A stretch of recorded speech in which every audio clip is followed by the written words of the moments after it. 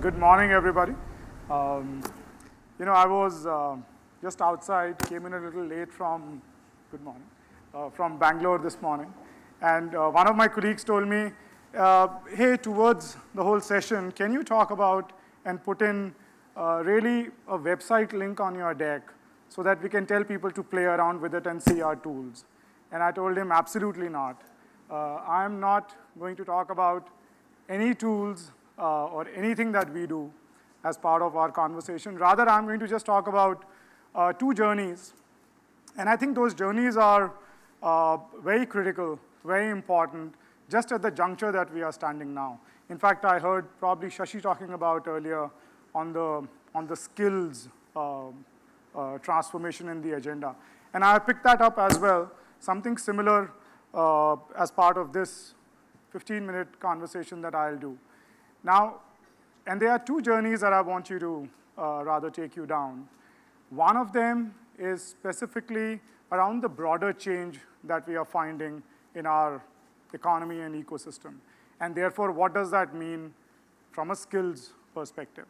And second is probably, since quite a few of us here are talent acquisition leaders, I'll narrow it down to say, what does it mean for talent acquisition leaders? And therefore, what kind of a journey should they be going down on? Now, both of these are inspired by a rise of skills in today's environment. So here's a quick data point, and consultants like data points.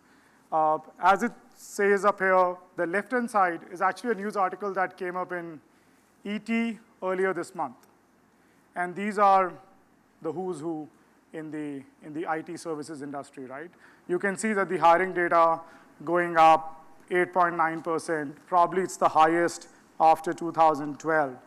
And the net additions that are going up, the fear that automation will take away jobs, this tells us actually in IT per se, the jobs will actually go, and they are now on a very, very high trend. On the other hand, if you see the right-hand side of the screen, you will see another IT major, and this is an article that People Matters actually published earlier this week. And they talk about one of the large IT firms going through a retrenchment with the senior level positions after they have already done a round of the mid level. Now, both these stories are actually linked to what we are calling as the rise of skills. There is absolutely a need to hire more, but the relevance of the project managers, people managers, the way it was yesterday is also changing.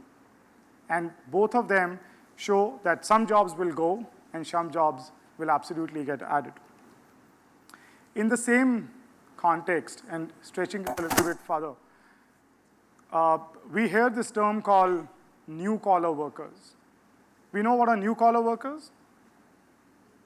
They are not the blue collars, they are not the white collars.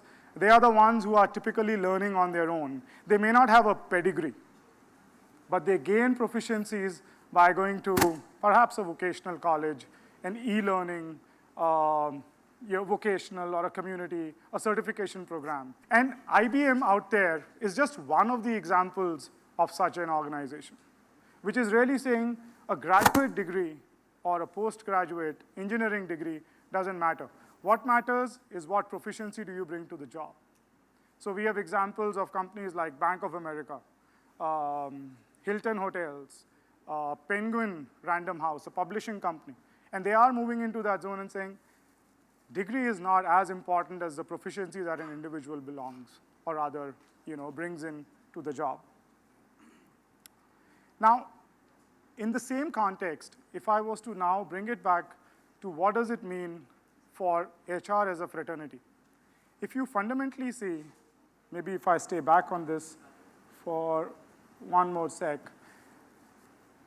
all of these new skills requirements are coming because of, one can argue, technology. Because technology is bringing things faster. Also, technology is making and demanding that it anticipates what a consumer needs. A consumer experience is taking over the aspect of how things were done traditionally and how we want it to be done today. Now, if both of these are important, we had this study done sometime in 2007 that I'm going to show you now. So this is an old one. It was done by actually a company called Hewitt Associates, and that got acquired by Aon at some point.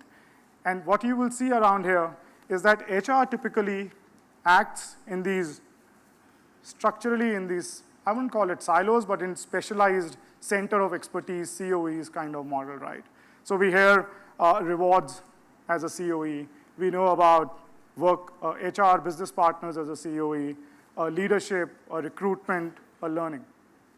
So this research actually asked the business owners, as much as we ask consumers now, what is that you would like to solve for? And what they told in 2007 were those 4 things that you see on the left.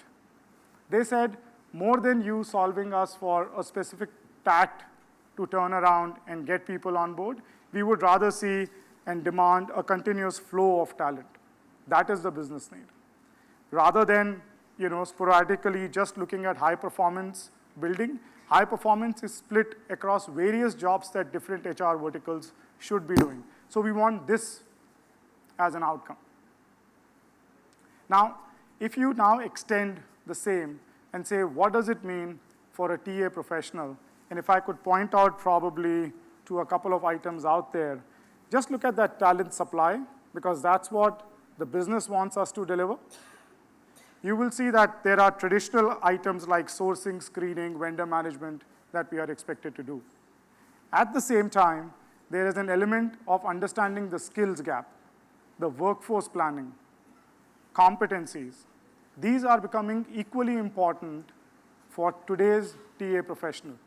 In fact, I would say today when we meet some of our buyers and we try and talk about assessments to them, more often than not, they are actually bringing in IO psychologists into the room. They are bringing in technocrats into the room. They aren't directly buying because a recruitment process will be enabled by doing certain assessments. So if a different profile of people are coming and sitting into the room, it means that for HR fraternity, either we can protect our breadbasket. So the point here is that what does this lead us to? If this was 2007, and actually today, a lot of the businesses are already moving into an area where there's high collaboration thanks to use of technology even within HR. But at the same time, it tells us, and this is also basis the research that we'll unveil in a while, that there are certain other competencies and skills that TA professional also needs to build because the external market and the environment is changing. And here are the 5 that I want to share with you that we believe will actually become pivotal if we need to grow and expand, and what we said earlier, probably be and supporting a CEO's advisory level. The first one is strategic workforce planning, and I'll spend some time on that. Second, leveraging skills as a marketplace. Accelerating a digital mindset. That's very important. All of us know about it. We hear about it all the time. And what can we do in this space? Adopting more and more of artificial intelligence and analytics. And 5th, becoming brand custodians. Now, you will see that none of these are probably the efficiency kind of processes and usage that we currently do. And there are parts of this that we already do today as well, right?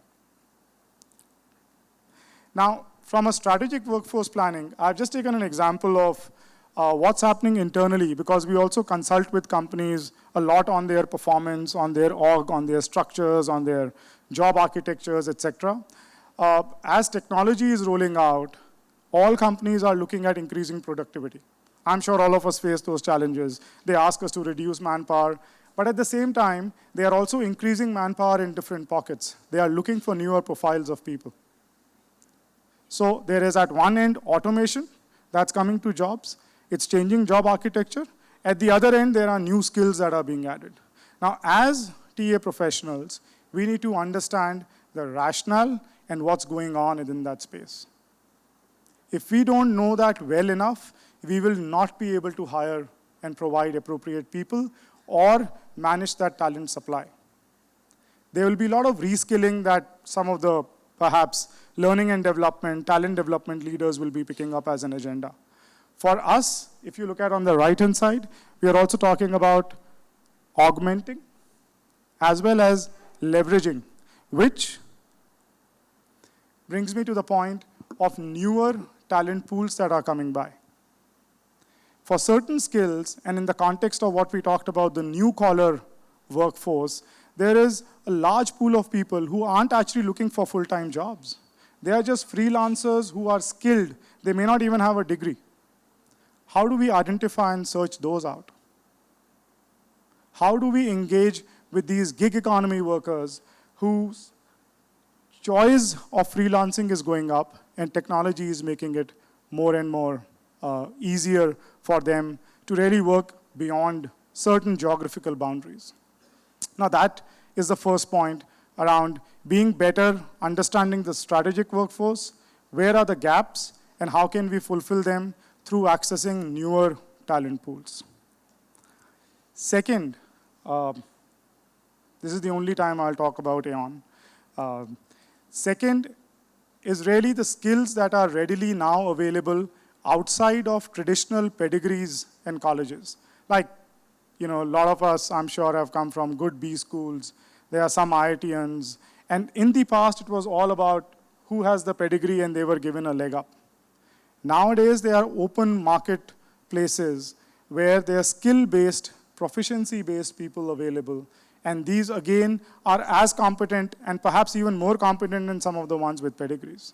They have the right attitude, they have the right skills, they are continuously learning and growing. Are we able to access those? Here are a couple of the platforms that do that. The left one is where Aon, a company that we acquired, CoCubes, plays a lot, and I'm sure some of you would have heard about it. It's primarily in the engineering space. The other one on the right-hand side is Scouted, which basically, instead of starting from a company's perspective, starts from a candidate's perspective. On saying what kind of a job is best for you, we will identify it, an algorithm will map it, and those will be available. Now, our ability to leverage these marketplaces will help you reduce costs as well as make things faster. Third, in the context of all of this, we talk about always digital readiness, people who are quick learners, who are agile, who are curious. Now, these kind of folks are out there, but are we always hiring them? What our data shows is that actually we aren't even measuring for these. We are still measuring for very traditional cognitive abilities. We aren't measuring whether the person has the ability to grow. We hear about it all the time, that what is going to be important is learnability. Will the person learn a new skill? It's not important whether you today knew Java and tomorrow should you know a Python or a PHP. It's the importance is, will you be willing to go down that path? And this data tells us less than 25% of the companies are actually even looking at digital mindset as a measure to hire people. So imagine the kind of people we are building. Hopefully, half of them are still okay, but it's a big chance and a throw of dice as we think about it. The fourth, are we adopting enough of artificial intelligence and analytics? What you see on the left are the efficiency metrics. You will see applicant tracking systems, resume screening tools are available, and there is a steady increase. There are a lot of companies already adopting it, and lesser companies of future will adopt it. But when you move towards right, what we are finding is that there are new tools available around candidate relationship management, pretty much as you do around consumer relationship management. There is a new need coming up to source through artificial intelligence. Now, what this means is there are, again, quite a lot of people out there. In fact, there was some data point that said 60% of good performers actually don't look for jobs very, very overtly. Right? Now, these are kind of people which probably a machine learning tools can help you identify, who will be right for your fit, but they don't publicize and they don't go through a Naukri or any other platform to look for a job. Now, what we have given you at the bottom are just the names of some of those companies who are playing around in that space. Qt right out there is another one that focuses, it's an acquisition that again Aon made in Germany. And this one specifically focuses on candidate experience, brand, but through assessments and psychometric testing. So the point here being, there is a lot of data, a lot of analytics, a lot of artificial intelligence that you can deploy to improve your processes. But what I would watch out for, and all of us have gone through this journey perhaps of a HRMS being implemented. Most of the times, these were technology folks who brought out a particular tool. They were doing a finance, HR was added, and then they sold it to the CEO, and it came down on us to implement. It hasn't worked out well in most of the cases. Today, there is again a plethora of tools available.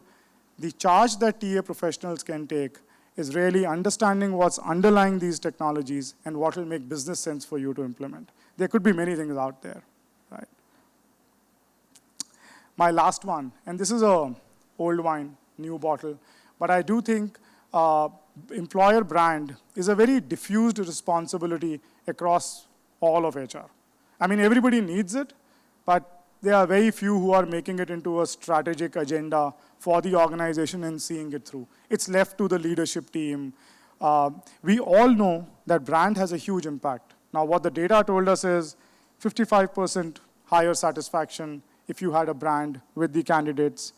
The impact of capturing feedback is extremely high. And in fact, some of the outcome metrics that you see down there, 29% less days to fill a job position if a company had a brand and it was measuring it and it was taking feedback on how to improve it. How many companies still go out and do that? Well, I would say strategically few. A lot of the companies basically do marketing campaigns at the campus time and just push it out there with some nice stories behind it. Now, given that the overall usage of this is low, this is our last submission of where we should focus on. So coming back to, and maybe ending it with this slide in conclusion, we believe that talent acquisition per se is going to, the opportunity that lies with us is to become talent augmenters. We can enable the parts of the strategy which we could not till a few years back.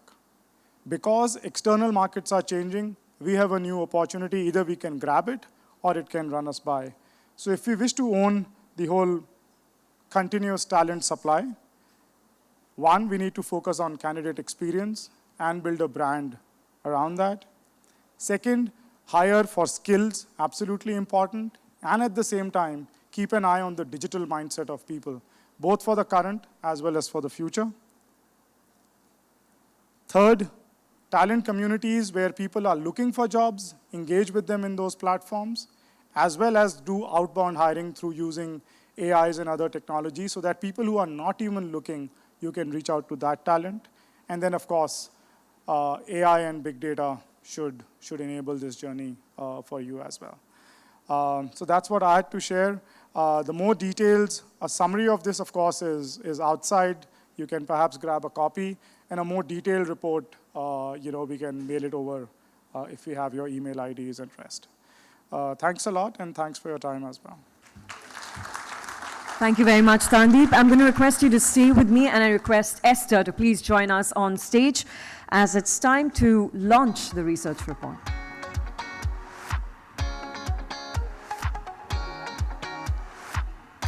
We're going to unveil it.